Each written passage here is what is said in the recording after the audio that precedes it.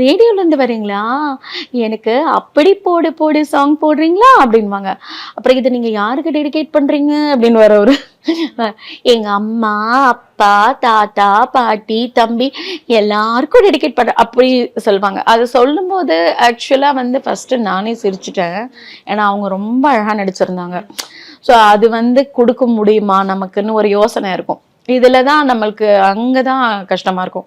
இவ்வளவு அழகா பண்ணியிருக்காங்களே, நம்ம அதை கெடுத்துடக்கூடாது அப்படின்னு.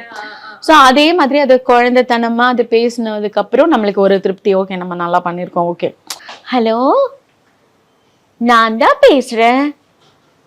ஆ, மாமியாரா? அதெல்லாம் நான் அடிச்சு துரத்திட்டேன். அப்படியா? ரேடியோல இருந்து பேசுறீங்களா? எனக்கு அப்படி போடு போடு போடு சாங் போடுறீங்களா?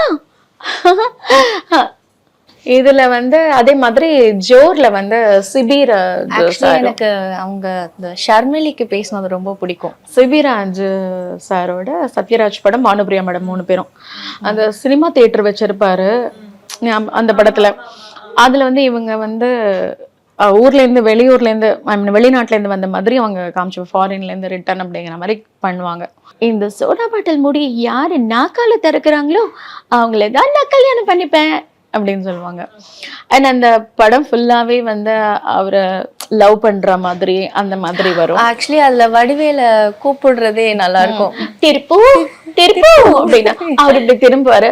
ஐயோ, நான் உன் பேரை திருப்பதின்ற பேரை செல்லமா திருப்புன்னு கூப்பிடுறேன் அப்படின்வாங்க. அந்த ஃபுல்லா அந்த காமெடி படம் ஃபுல்லாவே வருவாங்க. ஒரு 2-3 நிறைய சீன்ஸ், ஒரு 4-5 சீன்ஸ் கிட்ட வருவாங்க. சிபி கூட ஸ்கிப்பிங் ஆடுவாங்க. அது எல்லாமே நல்லா இருக்கும். ஸோ அப்படி போயிடுச்சு. அதனால அது ஓகே தான். அதுல தான் கஷ்டம் என்னன்னா, அதை நம்ம கரெக்டா பண்ணணும், சிரிக்கணும். மற்றவங்க அது சிரிக்கிற மாதிரி நான் சிரிக்கிற மாதிரி நம்ம பண்ணணும். அவங்க நடிச்சிருப்பாங்க, ஏன்னா அவங்க எல்லாம் பெரிய ஆர்டிஸ்ட் நல்லா நடிச்சிருப்பாங்க. அதை கெடுக்கக்கூடாதுன்ற ஒரு பயம் அப்பப்போ வரும். மேம், ரீசெண்டாக உங்களோட லைக் ஒரு வைரலான ஒரு வீடியோ வந்து பார்த்தீங்கன்னா, மார்க் ஆண்டனி நீங்கள் வந்து சிலுக்கு அவங்களுக்கு கொடுத்த வாய்ஸு.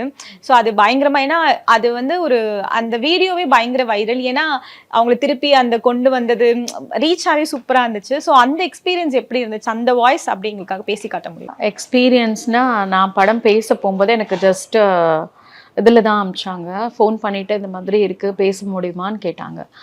நான் சொன்னேன், வாட்ஸ்அப்பில் தான் அனுப்ப சொன்னாங்க, ஜஸ்ட் பேசி அனுப்ப சொன்னாங்க. ஏதாவது ஒன்று அவங்க பேசுகிற மாதிரி எங்களுக்கு அது மாதிரி எரோட்டிக்காக வேணும்.